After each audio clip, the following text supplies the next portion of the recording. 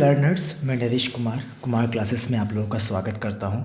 Learners, आज हम शुरू कर रहे हैं सेकंड यूनिट जो कि है लिवलीहुड इकोनॉमीज़ एंड सोसाइटीज़। इसमें हम जो चैप्टर पढ़ने वाले हैं वो बहुत ही अच्छा और बेहतरीन चैप्टर है। वीडियो को शुरू करने से पहले आप सभी से रिक्वेस्ट है, अगर आप चैनल पर नए हैं तो चैनल को सब्सक्राइब कर लें, वीडियो को लाइक शेयर एंड कमेंट ज़रूर करें। चलिए हम शुरू करते हैं, जो कि बहुत ही इंटरेस्टिंग चैप्टर हमारा है, the making of a global world. तो इसमें हम जब शुरुआत कर रहे हैं तो इसमें हम देखेंगे कि स्टार्टिंग में जो इनिशियल पीरियड था उसके में क्या स्थिति थी, जिसमें टॉपिक भी हमारा यही है, द प्री मॉडर्न वर्ल्ड। जो आधुनिक समय है, इससे शुरुआत की जो बात थी, यानी इसके शुरुआती क्षण जो थे, हम उस समय की बात करने वाले हैं। When we talk of globalization, we often refer to an economic system that has emerged since the last 50 years or so. But as you will see in this chapter, the making of the global world has a long history of trade, of migration, of people in search of work, the movement of capital, and much else. As we think about the dramatic and visual signs of global interconnectedness in our lives today, we need to understand the phases through which this world in which we live has emerged. तो देखो, इस पूरे paragraph में हमें बता रहे हैं कि जिस ग्लोबलाइजेशन की हम बात करते हैं आज के समय में, ठीक है, ये एक ऐसे इकोनॉमिक सिस्टम के रूप में जो उभर कर आया है हमारे सामने। ये इसको लगभग 50 साल ही हुए हैं। लगभग पिछले 50 सालों में ही हमने ग्लोबलाइजेशन को इकोनॉमिक सिस्टम के रूप में बहुत तेज़ी से उभरते हुए देखा है। लेकिन हम इस चैप्टर में जो पढ़ने वाले हैं, ठीक है, कि किस तरीके से जो ग्लोबल वर्ल्ड है, जो पूरा विश्व है, ठीक है, वो आपस में जुड़ गया है, इसकी भी एक अपनी एक लॉन्ग हिस्ट्री है। किसकी? ट्रेड की, व्यापार की अपना एक पुराना इतिहास है इसका, व्यापार का, माइग्रेशन का, जिसमें लोग एक जगह से दूसरी जगह पर मूव कर जाते हैं, उस माइग्रेशन का भी अपना एक इतिहास है। और इसके साथ साथ पीपल्स जो वर्क की तलाश में, काम की तलाश में एक जगह से दूसरी जगह मूव कर जाते हैं। उन्होंने बोला भी है, of people in search of work, जब लोग काम की तलाश में एक जगह से दूसरी जगह चले जाते हैं। और इसके साथ साथ द मूवमेंट ऑफ कैपिटल, किस तरीके से पैसा और मशीन मूव करती हैं, तो संपत्तियाँ मूव करती हैं, वो सब भी इसके अंदर शामिल है। और इसके साथ साथ और भी चीज़ें हैं जो कि जो मॉडर्न वर्ल्ड है इसके अंदर हम इंक्लूड कर चलते हैं। ग्लोबल मॉडर्न वर्ल्ड की हम बात कर रहे हैं, इसके अंदर हम इसको इंक्लूड करके चलते हैं। आगे हम अगर इसमें देखें तो इसमें कहा भी है इन्होंने, as we think about the dramatic and visual science of global interconnectedness. कह रहे हैं हम इस बारे में अगर सोचें कि जो ड्रामेटिक और जो विजुअल साइंस हैं आज के समय में, जो बड़े अचानक से हमारे सामने जो चीज़ें प्रेजेंट आई हैं, नाटकीय ढंग से जो चीज़ें हमारे पास नाटकीय ढंग से सामने आई हैं, कुछ विजुअल साइंस जिनको हम देख पा रहे हैं, ठीक है, इनमें खास तौर पर जो ग्लोबल इंटरकनेक्टेडनेस है, जो आपस में जो जुड़ाव है, ठीक है, हमारी लाइफ्स का आज के समय में, ये कहीं ना कहीं इन सभी को समझने के लिए हमें ज़रूरत है जो फेजेस हैं इस वर्ल्ड के, कि वो कैसे, जो मॉडर्न वर्ल्ड है आज का, इसकी जो फेजेस हैं वो कैसे कैसे सामने आए और किस तरीके से इन्होंने हमारी लाइफ में चेंजेस लेकर आए हैं, इनको यहाँ पर हमें समझने की ज़रूरत है। तो कुल मिलाकर कह सकते हैं कि जो आज का ग्लोबल वर्ल्ड हमें दिखाई देता है, ये अधिकांशतः एक ऐसे इकोनॉमिक सिस्टम के रूप में उभर कर तभी आता है जब सभी कंट्रीज़ या सभी लोग आपस में वेल कनेक्टेड हों। और इसलिए उन्होंने बोला भी था कि ये सब कुछ जो कनेक्टेडनेस है, ये हमें थ्रू ट्रेड, थ्रू माइग्रेशन, इन पर पीपल ऑफ सर्च जो वर्क ले जाते हैं उनकी वजह से, एक साथ मूवमेंट जो होता है कैपिटल का, गुड्स का और अदर चीज़ों का, उसकी वजह से हमें काफ़ी कुछ देखने को ये मिलता है। चलिए अब हम चलते हैं आगे की तरफ। All through history human societies have become steadily more interlinked. From ancient times, travelers, traders, priests, and pilgrims traveled vast distances for knowledge, opportunity, and spiritual fulfillment or to escape persecutions. They carried goods, money, values, skills, ideas, inventions, and even germs and diseases. As early as 3000 BCE, an active coastal trade linked the Indus Valley civilization with present day West Asia. For more than a millennia, cowries, the Hindi kaudi or seashells, used as a form of currency. From the Maldives, found their way to China and East Africa. The long distance spread of disease carrying germs may be traced as far back as the 17th century. By the 13th century, it had become an unmistakable link. तो देखो हमें इस पूरे paragraph में जो हमें बता रहे हैं, इसको हम अगर हम समझने की कोशिश करें, इस पूरे पैराग्राफ में हमसे कहा है कि जो हम अपनी हिस्ट्री को देख के चलते हैं तो वहाँ पर जो ह्यूमन सोसाइटी है वो अपने आप को ज़्यादा स्टेडली यानी स्थिर रूप से इंटरलिंक्ड पाती है, आपस में जुड़ी हुई पाती है। हम अगर बात करें एंशिएंट टाइम की, प्राचीन समय की अगर हम बात करें तो उस समय पर जो ट्रैवलर्स जो एक जगह से दूसरी जगह पर ट्रैवल किया करते थे, ट्रेडर्स जो व्यापारी लोग हुआ करते थे, प्रीस्ट जो चर्च संत लोग जो चर्च में जो पादरी लोग हैं या जो संत लोग होते हैं, ठीक है, वो लोग, एंड पिलग्रिम्स जो तीर्थयात्री होते हैं, ठीक है, ये ट्रैवल किया करते थे एक जगह से दूसरी जगह पर बहुत लंबी डिस्टेंसेस को नॉलेज के लिए यानी कि जानकारी के लिए, ज्ञान के लिए, अपॉर्चुनिटीज़ के लिए, अवसरों के लिए, इसके साथ साथ अपनी आत्मीय जो आवश्यकताएं थीं, आध्यात्मिक जो आवश्यकताएं थीं उनको पूरा करने के लिए। स्पिरिचुअल फुलफिलमेंट की हम जब बात करें तो आध्यात्मिक हो जाएगा ये, आध्यात्मिक फुलफिलमेंट, आध्यात्मिक हम बोल सकते हैं जो नीड्स हैं, जो आवश्यकताएं हैं, ठीक है, उनकी पूर्ति करने की। इसके साथ साथ और टू एस्केप परसिक्यूशन, जब दुश्मन अटैक करता था उससे बचाव के लिए भी लोग एस्केप वगैरह कर जाया करते थे। इसके साथ साथ उस समय के जो पीपल्स थे उनकी अगर हम बात करें, ये अपने साथ बड़े पैमाने पर गुड्स भी कैरी किया करते थे, मनी भी कैरी किया करते थे। गुड्स यानी कि सामान जो होता है उसकी हम बात करें, मनी पैसे की बात हो रही है, वैल्यूज़, इसके साथ जो हमारे जो वैल्यूज़ हैं, हमारे मोरल्स हैं, ये भी तो हमारे साथ ट्रैवल कर रहे थे, ये भी उस समय के पीपल के साथ ट्रैवल किया करते थे। स्किल्स, उनका जो भी कार्य करने की, जो काम करने की जो कैपेबिलिटी है, जो काम करने में जितनी वो सक्षम है, उसको भी तो अपने साथ लेके जा रहे हैं, अपने विचारों को लेकर जा रहे हैं, जिनको हम आइडियाज़ बोल रहे हैं, अपने इन्वेंशंस को जो उन्होंने आविष्कार किए हैं उनको भी तो वो अपने साथ लेकर जा रहे हैं। इसके साथ साथ उनके साथ जर्म्स और जो बीमारियां हैं, डिजीज़ हैं, ये भी साथ में जा रहे हैं। जर्म्स आपको पता ही है, ठीक है, जो छोटे मोटे बैक्टीरियाज वगैरह होते हैं हमारे हाथों के साथ, हमारे बॉडी पर जो होते हैं वो भी हमारे साथ जाते हैं। इसके साथ साथ जो डिजीज़ हैं, जो बीमारियां हैं, वो भी हमारे साथ एक जगह से दूसरी जगह पर जाती हैं। ठीक वैसे ही पहले के समय पर भी जब हम बात कर रहे हैं किस तरीके से ग्लोबल वर्ल्ड बना है, कैसे दुनिया आपस में इंटरकनेक्टेड हुई है, उस समय के जो पीपल्स थे, जो ट्रैवलर्स थे, वो अपने साथ इन सब चीज़ों को लेकर चले जाते थे, जाने अनजाने। हम अगर आगे बात करें तो आगे हम देखते हैं कि लगभग 3000 BCE की अगर हम बात करें, यानी कि ईसा के जन्म से 3000 साल पहले की अगर बात करें, उस समय पर एक्टिव कोस्टल ट्रेड जो हुआ करता था, या हमने देखा भी है कि उस समय का जो समुद्र तटीय जो इलाका है, ठीक है, वो वेल लिंक्ड था इंडस वैली सिविलाइजेशन के साथ, जो कि आज के प्रेजेंट वेस्ट एशिया है।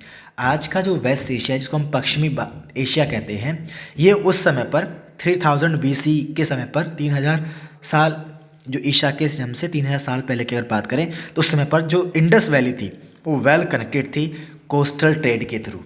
समुद्र तटीय जो व्यापार हुआ करता था उसके थ्रू बहुत ही वेल कनेक्टेड हुआ करती थी।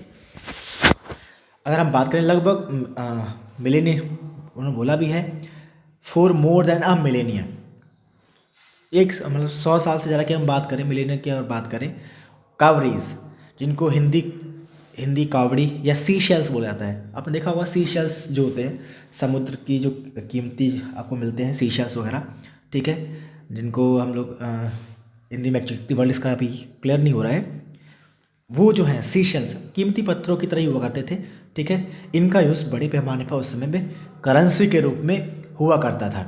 तो अब जिसका इस्तेमाल बड़े पैमाने पर करेंसी के रूप में हो रहा है, ठीक है, उस समय के समय की हम बात कर रहे हैं, जिसको कावरीज कहा जाता है, ठीक है। ये हमें मालदीव्स वगैरह में काफ़ी देखने को मिलते हैं। इसके साथ साथ ये मालदीव्स के थ्रू ये चाइना और ईस्ट अफ्रीका तक भी पहुँचे हैं, गए हैं हमारे यहाँ से ही।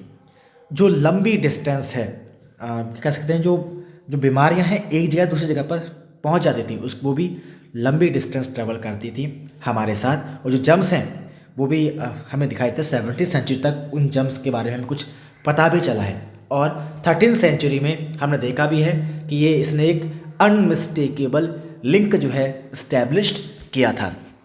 अनमिस्टेकेबल, मिस्टेक आपको पता है, जो गलती जो हमसे हो जाती है, अनमिस्टेकेबल, हमने गलती नहीं की है, लेकिन वो चीज़ हमें फिर भी दिखाई देती है। बिना गलती किए हुए भी हमारे साथ ये जम्स, हमारे साथ ये डिजीज़ एक जगह से दूसरी जगह पर स्प्रेड हुई थी। हम उस समय की बात कर रहे हैं, हम प्रेजेंट टाइम को उसमें कंसीडर नहीं कर रहे हैं अभी, ठीक है। ये कुछ पिक्चर्स हमें दे रखी हैं, अगर हम ध्यान सकें।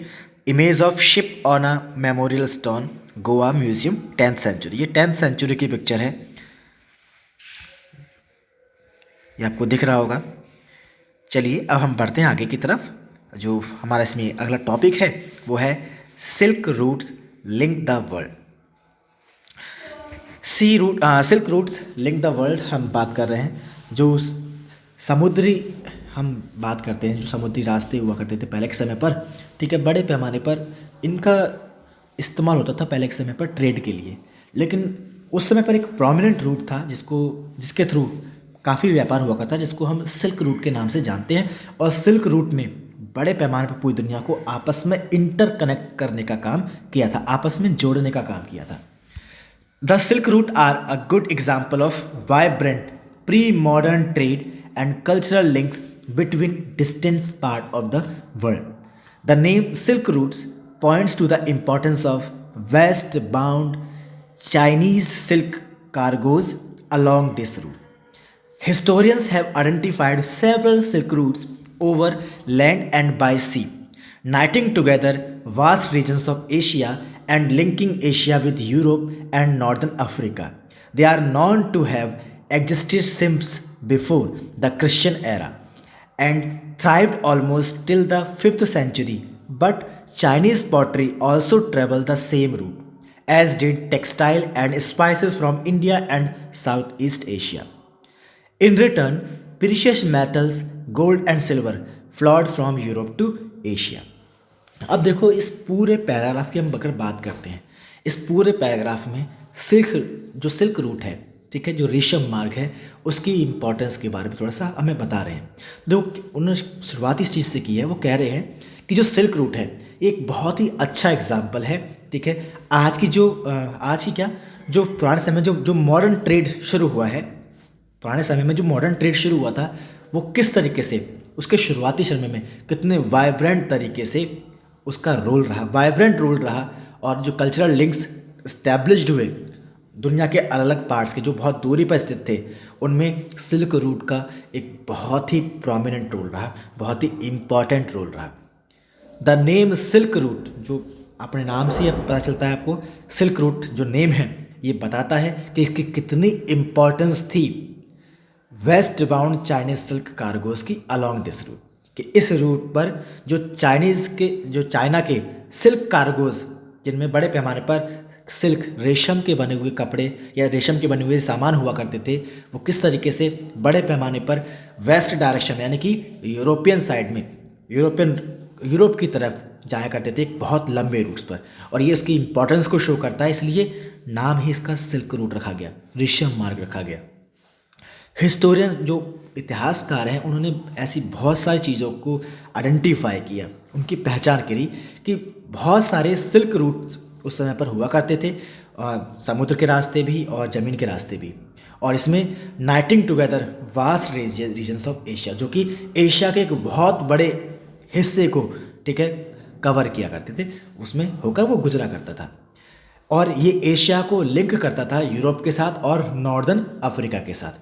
ये बहुत ही कहते हैं उन्होंने कहा ना, इसमें देखो कहा भी है, they are known to have existed since before the Christian era. ऐसा कहा जाता है कि ये क्रिश्चियन एरा से भी बहुत पहले से एग्जिस्ट करता था। और इसको 15th सेंचुरी में एक तरफ निकाल कर फेंक दिया गया या हटा दिया गया। बट लेकिन जो चाइनीज़ पॉटरी है इस सिल्क रूट के थ्रू अलग अलग हिस्सों में वो भी ट्रैवल की, जैसे कि इंडिया का टेक्सटाइल और स्पाइसेस ट्रैवल की हैं, और साउथ ईस्ट एशिया का जो टेक्सटाइल है, जो स्पाइसेस हैं, वो ट्रैवल किए हैं। ठीक वैसे ही इस सिल्क रूट के थ्रू चाइनीज़ पॉटरी भी ट्रैवल की, और बदले में प्रीशियस मेटल्स जैसे कि गोल्ड, सिल्वर, ये यूरोप से एशिया की तरफ फ्लोट हुए। Trade and cultural exchange always went hand in hand. Early Christian missionaries almost certainly traveled this route to Asia, as did early Muslim preachers a few centuries later. Much before all this, Buddhism emerged from eastern India and spread in several directions through intersecting points on the Silk Route. तो हमें देखो इसमें इस paragraph में हम बता रहे हैं कि जो व्यापार है और जो हमारे सांस्कृतिक आदान प्रदान है वो सभी हैंड टू हैंड जो हैं हुए हैं, हाथों हाथ हुए हैं। और जो शुरुआत में क्रिश्चियन मिशनरीज़ जो आई, क्रिश्चियन मिशनरीज़ का मतलब हम यहाँ पर लगा सकते हैं एक ऐसा ग्रुप क्रिश्चियंस कम्युनिटी का जो कि अलग अलग हिस्सों में दुनिया के गया और वहाँ जाकर उन्होंने क्रिश्चियन रिलीजन का जो है प्रचार प्रसार किया, लोगों को वहाँ पर क्रिश्चियनिटी को अपनाने के लिए जो है प्रेरित किया, मोटिवेट किया। और कहना वो भी जो है एशिया के अलग अलग पार्ट्स में इसी रूट के थ्रू ट्रेवल्ड हुए। जैसा कि पहले के समय पर जो मुस्लिम प्रीचर्स थे, जो मुस्लिम संप्रदाय के जो संत हुआ करते थे, या कह सकते हैं जिनको हम अपने जो मौलाना जो हुआ करते थे, वो भी इसी रास्ते से जो ट्रैवल किए थे कुछ सेंचुरीज पहले अंग्रेज़ों के आने से। उससे भी अगर पहले की अगर हम बात करें तो जो बुद्धिज़्म रिलीजन है, जो बौद्ध रिलीजन है, ठीक है, जिसका इमर्जेशन जो हुआ था, इमर्जनाइजेशन जो हुआ था, जिसका उद्भव जो है वो पूर्वी भारत में हुआ और धीरे धीरे वो सिल्क रूट के जो अलग इंटरसेक्टिंग पॉइंट थे वहाँ से होते हुए ये दुनिया के अलग अलग हिस्सों में फैला। खासतौर पर हम बात करते हैं ईस्ट एशिया की, वहाँ पर ये बहुत तेज़ी से इन्हीं सिल्क रूट्स के थ्रू जो है फैला है और ये बड़ा है। हम आगे अगर बात करें जो कि है food travels, spaghetti and potato. अब हम बात कर लेते हैं इनकी। Food offers many examples of long distance cultural exchange. Traders and travellers introduced new crops to the land they travelled. Even ready food stuff in distant parts of the world might share common origins. Take spaghetti and noodles. It is believed that noodles traveled west from China to become spaghetti, और या spaghetti बोलते हैं इसको, silent हो जाएगा हमारा। और perhaps Arab traders took pasta to 5th century Sicily, an island now in Italy. Similar foods were also known in India and Japan, so the truth about their origins may never be known. Yet, such guesswork suggests the possibility of long-distance cultural contact even in the pre-modern world. तो पूरा जो पहला graph है हमारा, इसमें आप food कैसे travel हुआ है उसकी हम बात करें। स्पैगेटी उन्होंने वर्ड यूज़ किया, इसको पगेती हम वर्ड बोल सकते हैं और पोटैटो वर्ड यूज़ कर सकते हैं। तो देखिए क्या करें, जो फूड है ये भी हमें ना बहुत सारे एग्जाम्पल, जो हमारा खाना है, जो हमारा भोजन है, ये भी हमें बहुत सारे एग्जाम्पल की बताता है कि किस तरह से लॉन्ग डिस्टेंस कल्चरल एक्सचेंजेस हुए हैं। लंबी दूरी के जो सांस्कृतिक आदान प्रदान हुए हैं उनके बारे में हमें फूड भी बहुत कुछ बताता है।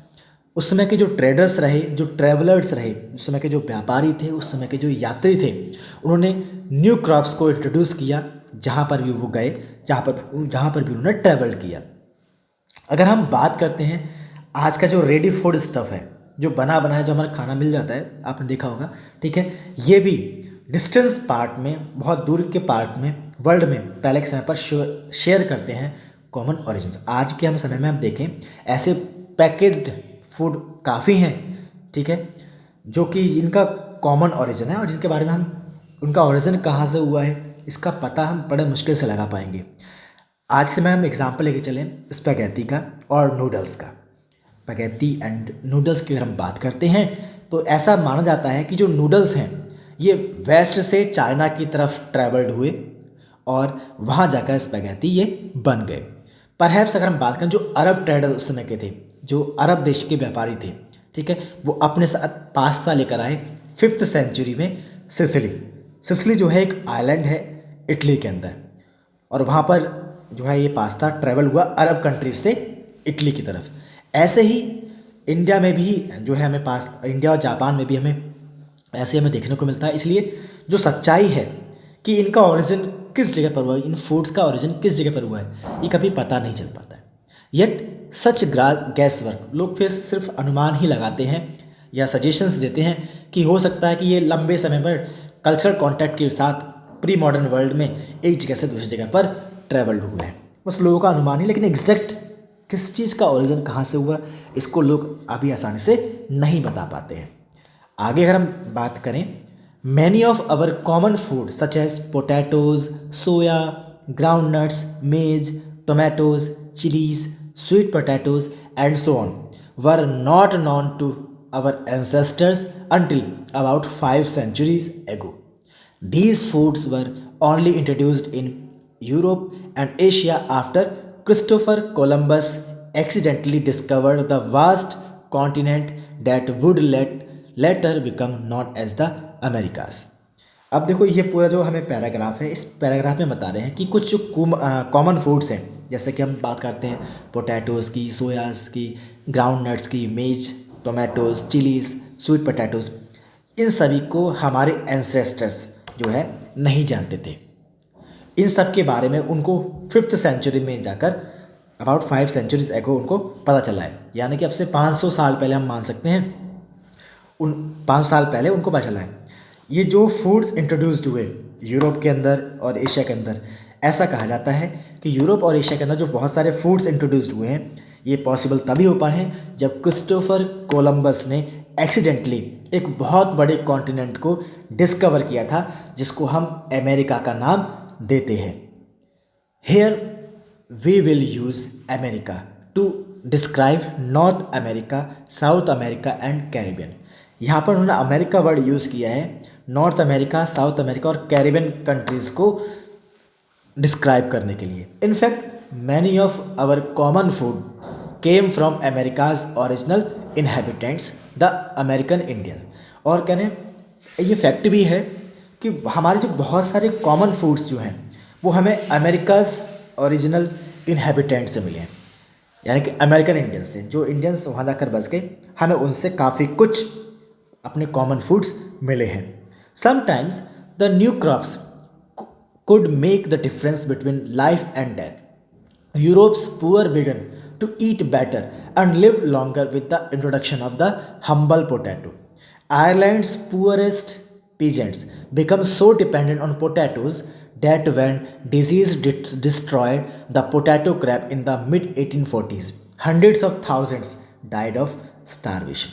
कह रहे हैं कि कभी कभी क्या होता है, जो नई फसलें होती हैं, जो नई क्रॉप्स होती हैं, ये ना डिफरेंस क्रिएट कर देती हैं, डिफरेंस बना देती हैं लाइफ एंड डेथ के बीच में। यूरोप के जो पुअर थे उन्होंने शुरुआत कर दिया अच्छा खाना खाना, तो और वो लंबी लाइफ भी जीने लगे। इसके पीछे जो मेन रीज़न था वो था इंट्रोडक्शन ऑफ हम्बल पोटैटो। अच्छा, जो हमारा आलू है हम उसकी बात कर रहे हैं, उसका इंट्रोडक्शन हुआ तो उसके जो यूरोप के अधिकतर जो पुअर पीपल्स थे उनको अच्छा खाना मिलना शुरू हो गया, उनकी लाइफ भी लंबी हो गई। लेकिन जो आयरलैंड्स के पुअर पुअरेस्ट पीजेंट्स थे वो काफ़ी कुछ डिपेंड करने लगे थे पोटैटोज़ के ऊपर, और एक डिजीज़ हुई जिसकी वजह से ये पोटैटो क्रॉप्स जो हैं mid-1840s जो हैं डिस्ट्रॉय हो गए। और इससे उस समय पर भूख की वजह से, अकाल की वजह से सैकड़ों लोग, सैकड़ों थाउजेंड्स लोग, हजारों कह सकते हैं ना, वो उनकी जो है डेथ हो गई सिर्फ अच्छा खाना ना होने की वजह से। तो ये चीज़ें भी हमें वहाँ पर देखने को मिलती हैं। अब हम देखो एक पिक्चर हमें दिखा रखी है, इस पिक्चर को आप देखें तो द आयरिश पोटैटो फेमाइन, जो आलू की फसल जो ख़राब हुई थी उससे रिलेटेड हमें ये दिखा रखा है कि किस तरीके से हंगरी जो पीपल्स थे वो किस तरीके से फील्ड में जो है जो फसल कट चुकी है, उसमें भी जो है वो आलू को ढूंढने का काम कर रहे हैं। ये आपको दिखा रहा हूँ। कहने लगभग उस समय पर 10 लाख से ज़्यादा पीपल जो हैं भूख की वजह से आयरलैंड के अंदर मर गए थे। ये पिक्चर आपको दिखा रखी है।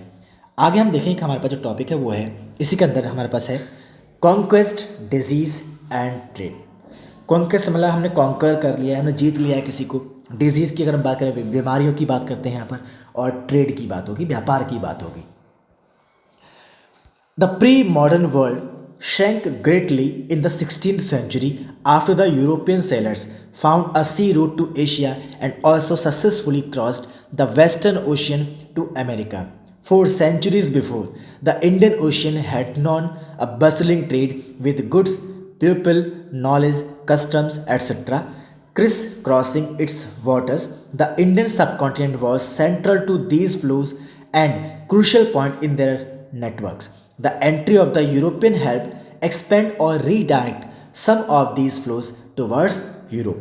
देखो ये पूरा जो पैराग्राफ है, इस पूरे पैराग्राफ में बताना है प्री मॉडर्न वर्ल्ड, जो आज का मॉडर्न वर्ल्ड है, इसके शुरुआती समय की हम बात कर रहे हैं। उस समय पर ये बहुत तेज़ी से श्रैंक हुआ, बहुत तेज़ी से हम कह सकते हैं। जो मेन रीज़न था इसके पीछे, श्रैंक होने के पीछे, डूबने की वजह से कह सकते हैं या उभरने की वजह से बोल सकते हैं इसको, कि उस समय इसके पीछे जो मेन रीज़न था वो 16th सेंचुरी में ये बहुत तेज़ी से श्रैंक हुआ। और ऐसा इसलिए हुआ क्योंकि उस समय पर जो यूरोपियन सेलर्स थे, जो यूरोपियन समुद्र के रास्ते चलने वाले पीपल्स थे, उन्होंने एक सी रूट को फाउंड कर लिया था कि एशिया आने के लिए, और उन्होंने सक्सेसफुली क्रॉस करना शुरू कर दिया वेस्टर्न ओशन को अमेरिका के लिए जाने में।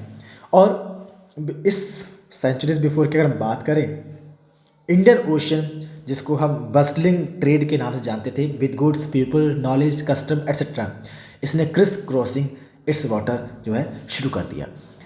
और जो भारतीय सब कॉन्टिनेंट है, भारतीय उपमहाद्वीप जिसको हम बोलते हैं, ठीक है, ये इन सभी गुड्स एंड सर्विसेज के फ्लो का एक बहुत ही प्रोमिनेंट सेंटर था, इंपॉर्टेंट सेंटर था और एक क्रूशियल पॉइंट था उस समय पर सी रूट्स के नेटवर्क में। फिर उसके बाद जो एंट्री हुई यूरोपियंस की, यूरोपियन पीपल्स जो थे, इनकी एंट्री की वजह से बड़े पैमाने पर एक्सपेंड हुआ इन गुड्स एंड सर्विसेज का फ्लो, और इसने बहुत हेल्प करी इन चीज़ों के फ्लो होने में और इनको रीडायरेक्ट होने में यूरोप की तरफ से यूरोप की तरफ। बिफोर इट्स डिस्कवरी, इस जो सी रूट का जो डिस्कवरी हुई, इस डिस्कवरी से पहले की अगर हम बात करें, America had been cut off from regular contact with the rest of the world for millions of years, but from the 16th century its vast lands and abundant crops and minerals began to transform trade and lives everywhere. Precious metals, particularly silver, from mines located in present-day Peru and Mexico, also enhanced Europe's wealth and financed its trade with Asia. Legends spread in 17th century Europe about South America's fabled wealth. Many expeditions set off in search of El Dorado and the fabled city of gold. कह रहे हैं कि जो discovery जो हुई थी America की, उससे पहले अगर हम बात करें, अमेरिका जो है रेगुलर कॉन्टैक्ट से बिल्कुल कट था, लोगों का इसके साथ संपर्क नहीं था, कई मिलियन ईयर्स थे, ये कई मिलियन ईयर्स था, इसके साथ कोई संपर्क नहीं था, कोई कॉन्टैक्ट नहीं था। लेकिन जब 16th सेंचुरी में इसकी डिस्कवरी हुई, उसके बाद इसकी जो अबंडेंट क्रॉप है, जो बहुत सारी जो क्रॉप्स हैं इसके यहाँ पर, बहुत सारे जो मिनरल्स हैं, इसने ट्रांसफॉर्म कर दिया ट्रेड को और लाइफ्स को हर तरफ। और जो प्रीशियस मेटल्स हैं, खासतौर पर सिल्वर, इनको माइन जो किया जाता था पेरू और जो मैक्सिको है आज के समय के, ठीक है, इन्होंने इन्हेंस किया काफ़ी ज़्यादा यूरोप की वेल्थ को और फाइनेंस किया वहाँ के ट्रेड को एशिया के साथ। लीजेंड्स उस समय के जो हुआ करते थे वो स्प्रेड हो गए 17th सेंचुरी में Europe say about south America की फेबल्ड वेल्थ के लिए, जो बहुत ज़्यादा वेल्थ है, बहुत ज़्यादा पैसा है साउथ अमेरिका का, उसको देखते हुए बड़े पैमाने पर जो यूरोप के लीजेंड्स थे वो वहाँ पर जो है ट्रैवल कर गए, और बहुत सारे जो एक्सपेडिशंस हुई उन्होंने सेट किया सर्च ऑफ El Dorado और फेबल्ड सिटी ऑफ गोल्ड। आगे हम देखें, इसमें हमें देख रखा है the Portuguese and the Spanish conquest and colonization of America was decisively underway by the mid-16th century. European conquest was not just a result of superior firepower. In fact, the most powerful weapon of the Spanish conquerors was not a conventional military weapon at all. It was the germs, such as those of smallpox, that they carried on their persons. Because of their long isolation, America's original inhabitants had no immunity against these diseases that came from Europe. Smallpox in particular proved a deadly killer. Once introduced, it spread deep into the continent, ahead even of any Europeans reaching there. It killed and decimated whole communities, paving the way for conquest. देखो इस पूरा जो paragraph है इसमें बताया गया कि किस तरीके से स्पेनिश और पुर्तगीज़ ने जो है अमेरिका कॉन्टिनेंट पर जो है अपना पूरा कंट्रोल कर लिया था। उसमें बता भी रहे हैं, देखो वो कह रहे हैं कि जो पुर्तगालीज़ हैं और जो स्पेनिश हैं, इन लोगों ने अमेरिका में कॉलोनाइजेशन शुरू किया, उनको जीत कर अमेरिका के लोगों को हरा कर वहाँ पर उन्होंने अपना कॉलोनाइजेशन शुरू किया। जैसे कि ब्रिटेन ने, इंग्लैंड ने हमें कॉलोनी बनाया था, ठीक वैसे ही पुर्तगाल और स्पेनिश पीपल्स ने जो है अमेरिका के बहुत सारे हिस्सों को जीत कर वहाँ पर अपनी उनको कॉलोनियाँ बना लिया था। ये सब 16th सेंचुरी के मिड की बात है कि यूरोपियन जो कॉन्क्वेस्ट था, यूरोप की जो अलग अलग कंट्रीज़ थी, इन्होंने अपना जो अधिकार जो उनको जीत कर अमेरिका के जो एरिया है उनको जीत कर उन पर अपना अधिकार ऐसे ही नहीं जमा लिया था। ऐसा नहीं था कि इनके पास ये बहुत ज़्यादा सुपीरियर थे फायर पावर के मामले में, इसलिए उन्होंने अमेरिका के बहुत सारे हिस्सों को जीत लिया था, नहीं। और इनका जो मोस्ट पावरफुल वेपन जो था, खासतौर पर स्पेनिश की बात कर रहे हैं, इनका जो मोस्ट पावरफुल स्पेनिश कॉन्करर्स का जो वो ये नहीं था कि हाँ कि वो हथियार थे इनके पास एडवांस, इसकी वजह से वो नहीं जीते थे, बल्कि वो जीते थे इनके साथ गए जर्म्स की वजह से। स्पेनिश पीपल्स के साथ जो जर्म्स इस अमेरिका कॉन्टिनेंट में गए, खासतौर पर बात कर रहे हैं स्मॉल पॉक्स की, ठीक है। स्मॉल पॉक्स इनके साथ जो है उस कॉन्टिनेंट में गया और लंबे से ऐसे, और स्मॉल पॉक्स की वजह से वहाँ पर बहुत सारे पीपल्स, बहुत सारे लोग मारे गए। इसके पीछे जो रीज़न था वो ये था क्योंकि अमेरिका एक बहुत लंबे समय तक सभी कंट्रीज से जो है कनेक्टेड नहीं था, बहुत डिस्टेंस था, हाइडेड था, और इसलिए यहाँ के लोगों में इस बीमारी के लिए किसी प्रकार की कोई इम्यून पावर नहीं थी। जब स्मॉल पॉक्स अमेरिका में पहुँचा तो अमेरिका के जो ओरिजिनल इनहेबिटेंट थे, इनके पास जो कोई इम्यून पावर ना होने की वजह से वो इस बीमारी से लड़ नहीं पाए, और इसी वजह से बहुत सारे पीपल्स अमेरिका के जो ओरिजिनल इनहेबिटेंट थे वो इस डिजीज़ का सामना नहीं कर पाए और उनकी समय से पहले मृत्यु हो गई और लोगों ने सरेंडर करना शुरू कर दिया। और इस तरीके से जो है पुर्तगाल और स्पेनिश पीपल्स ने वहाँ पर इनको आसानी से जीत लिया और उस पर अपना अधिकार जमा लिया, उनको अपनी कॉलोनीज बना लिया था।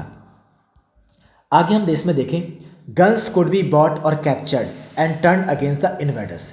गन्स जो है बड़े पैमाने पर परचेज़ की गई और कैप्चर की गई, लूट ली गई, ठीक है। इन इन्वेडर्स जो बाहरी लोग हैं, बाहरी लोगों को इन्वेडर्स कहा जाता है, जो हम पर कब्जा करने के लिए आते हैं, उनके अगेंस्ट जाने के लिए लोगों ने गन्स लूटनी शुरू की, परचेज शुरू करनी शुरू की, but not diseases such as smallpox to which the conquerors were mostly immune. लेकिन जो अमेरिका के जो लोकल पीपल्स थे, जो लोकल इनहेबिटेंट्स थे, उन्होंने गन्स को लूट सकते हैं, ठीक है, वो कैप्चर कर सकते हैं इन आक्रमणकारियों से बचने के लिए, लेकिन डिजीज़ के लिए उनके पास कोई इलाज नहीं था, खासतौर पर स्मॉल पॉक्स जैसी बीमारी के लिए। और स्मॉल पॉक्स से लड़ने के लिए उनके पास कुछ था नहीं, इसी वजह से, क्योंकि वो उनके अंदर इम्यून पावर नहीं थी, और इसी वजह से ये इन आक्रमणकारियों के जो बाहरी लोग थे इनके आगे हार गए। Until the 19th century, poverty and hunger were common in Europe. Cities were crowded and deadly disease were widespread. Religious conflicts were common and religious dissenters were persecuted. Thousands therefore fled Europe for America. Here, by the 18th century, plantations worked by slaves captured in Africa were growing cotton and sugar for European markets. Until well into the 18th century, China and India were among the world's richest country. They were also preeminent in Asian trader. However, from the 15th century, China is said to have restricted overseas contacts and retreated into isolation. China's reduced role and the rising importance of the Americas gradually moved the centers of world trade westwards. Europe now emerged as a center of world trade. अब देखो इनमें इन जो दोनों para हैं इनमें हमें बता रहे हैं कि 19th सेंचुरी तक की हम बात करें, जो पॉवर्टी और जो हंगर है, जो गरीबी है और जो भूख मरी है, ठीक है, ये कॉमन थे यूरोप के अंदर। और जो सिटीज़ थी वो ओवर क्राउडेड हो चुकी थी, वो फुली भर चुकी थी और डेडली डिजीज जो थी बड़े पैमाने पर फैलने लगी थी।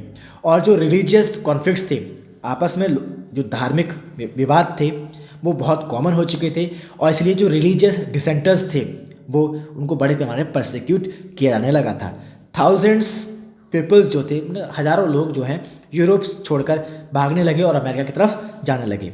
उस समय पर 18वीं सेंचुरी की अगर बात करें, प्लांटेशन वर्क भी बड़े पैमाने पर स्लेव्स के द्वारा कैप्चर, जो कि स्लेव्स इनको कैप्चर किया गया था अफ्रीका के अंदर, ठीक है, वो बड़े पैमाने पर अब कॉटन और शुगर को ग्रो करने लगे थे यूरोपियन मार्केट्स के लिए। इसके साथ साथ हम बात करें 18वीं सेंचुरी में हम जैसे पूरी तरह से पहुँचे, उस समय पर चाइना और इंडिया ये बहुत बड़े कंट्रीज़ हुआ करते थे, वर्ल्ड के रिचेस्ट कंट्री हुआ करते थे, ठीक है। लेकिन प्री एमिनेंट जो एशियन ट्रेड था उसकी हम उस समय पर ये बात है। उसके बाद जो 15वीं सेंचुरी की हम बात करते हैं, उस समय पर चाइना ने धीरे धीरे अपने आप को ओवरसीज़ ट्रेड से रिस्ट्रिक्ट करना शुरू कर दिया था और इसने अपने कॉन्टैक्ट जो हैं बिल्कुल अलग करने शुरू कर दिए थे और अपने आप को आइसोलेशन में रखना शुरू कर दिया। चाइना का जो रोल लगातार रिड्यूस हो रहा था इसकी वजह, और इसके साथ साथ अमेरिका का जो रोल था वो उसकी इम्पोर्टेंस जी थी वो लगातार बढ़ती चली जा रही थी। और इसी वजह से जो अमेरिका का रोल बढ़ने के साथ साथ और चाइना का रोल घटने के साथ जो वर्ल्ड का जो पूरा ट्रेड था वो धीरे धीरे मूव करने लगा वेस्टर्न डायरेक्शन में। और अब यूरोप जो है इमर्ज होने लगा as centre of world trade. ये हमें पिक्चर एक दिखा रखी है, स्लेव्स फॉर सेल, किस तरह से जो है गुलामों को बेचा जाता था, दासों को बेचा जाता था, उसके बारे में पिक्चर हमारे पास है। तो आज के लिए हम लोग यही पढ़ रहे हैं। आई होप आप लोगों ने बहुत कुछ इसमें नया सीखा है, नया जाना है और बहुत सी चीज़ें ऐसी हैं जो कि हमें नहीं पता थी, उनको भी हमने आज सीखा। आपको वीडियो पसंद आई हो तो वीडियो को लाइक शेयर कमेंट जरूर करें और चैनल पर नए हैं तो चैनल को सब्सक्राइब कर लें। थैंक यू, मिलते हैं आपसे नेक्स्ट वीडियो के साथ।